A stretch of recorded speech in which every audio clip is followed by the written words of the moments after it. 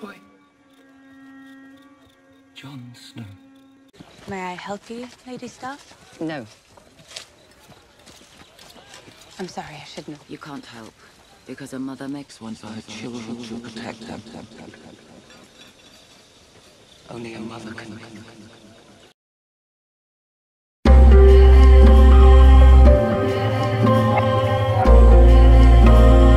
Welcome to the throne room. My name is Aiden House Lannister.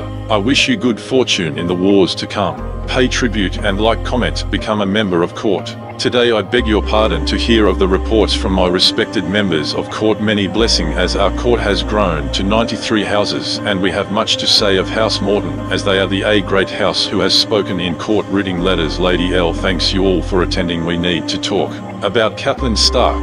Family comes first. The she-wolf of Winterfell.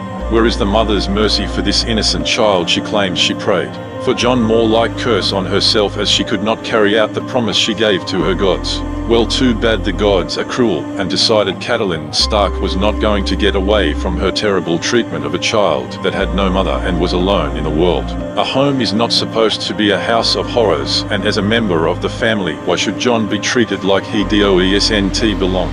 Jon was seen as a threat. It was easy for her living children Bran and Sansa to throw him away to the wall. Caitlyn Stark, mother of Bran, Arya and Robb and Sansa, she also was stepmother to Jon Snow. Amongst the throne room lords and ladies, kings, queens and viscounts and barons, welcome to the most hated series all about Caitlyn Stark of Winterfell. One thing she did was she would treat Jon with disdain and hate. Everyone knew it, and the way she treated Jon made it easier for Dane and Dave to butcher the Grand Master George R.R. Martin's masterpiece to a fan fiction.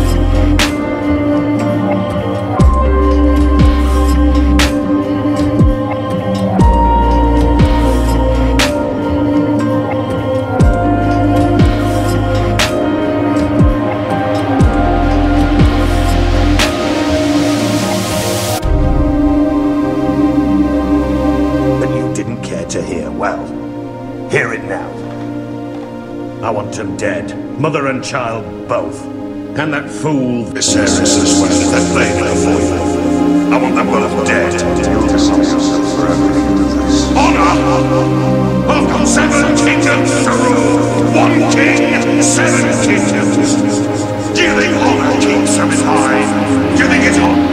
One thing all court members have said is that she was a bad person, and this is what we want to talk about here. Does just having kids make you good, or is it what you do and how you treat people? She was a fool to think that hating Jon or any bastard would add moments or yet hours to her life. She was mean to Jon and made him sleep where the servants slept, always treated like an outsider.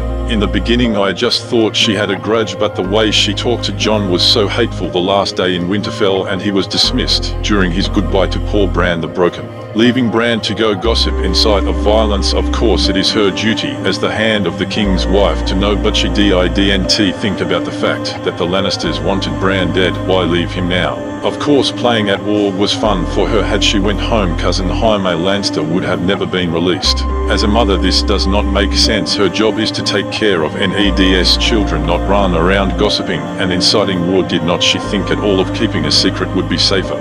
One thing is this: a king saves his strength and knows when to fight, and this was one thing she didn't understand, telling Ned and leaving to go play at war. She admits she had a strong hatred for Jon Snow on mistake, and guess what?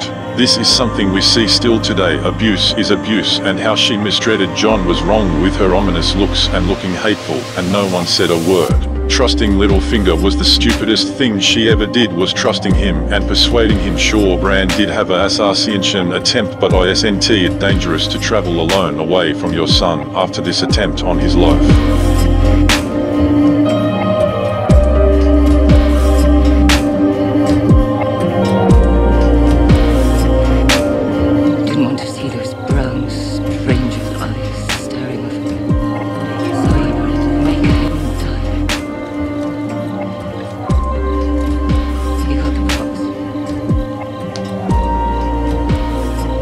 When I knew I would The attempt to wager a marriage with the Freys was stupid too. She was told, when she told her own son, that she would go to meet with Walgor, and Theon was smarter than her. Who would have thought a Greyjoy? Sure enough, Theon said throw you in a dungeon or slit your throat, and guess what, he did that. Instead of taking Tyrion to Robb for questioning, she took him to Lysa in the Eyrie. Their brawn wins for Lord Tyrion by trial by combat. There goes your leverage, Lady Stark. Now we all know she was a terrible person, and she knew that her hate would have its day, and yet no one cared about Jon. Had Robb been alive, he would have never allowed himself or any Stark to take Westeros. Catelyn Stark was not the only reason the war started. After Ned went on his treasure hunt talking to Bellish and Varys, and peaceful things took a turn for the worse. He didn't know how to play the game. One thing no one has said is this: why the hell did Ned Stark look to call Joffrey a bastard? He knew he had a secret. Jon was one too, and Robb was a bad king. He did not have honor. He was the wrong choice for the realm. Sure, they had peace. This was dumb. What the hell did she take him to the Eyrie? Lysa has no real power, and she was in cahoots with Peter Dummy. The women never returned home after she went to gossip. She could have sent anyone, even Theon, with other Banner Man. She didn't realize how much danger she was in. Brought to a brothel. Had she went to King's Landing and stayed for a day or two, she would have been able to take Sansa home and flee to Castle Black with both her daughters. She vouches for the snake and doesn't understand he is nothing like the boy you once knew, and your sister and Peter are murderers. The issue is with this is you never tell the left hand what the right hand is doing, and this is why in this Game of Thrones Catelyn doesn't know how to play. Going to Robb, she did have some truth about what could happen. It felt like she was running the show until she let Jaime Lannister go. They could have traded them both for one man, her husband. She was wrong again. He would harm her, and he did for profit in the end. Instead of checking on Bran, she left him alone. And I love him. I'll be a mother to him. I'll beg my husband to give him a true name. To call him Stark and be done with it. To make him one of us. And he lived? And he lived.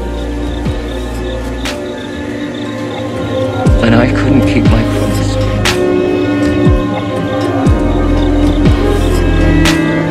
And everything that's happened since then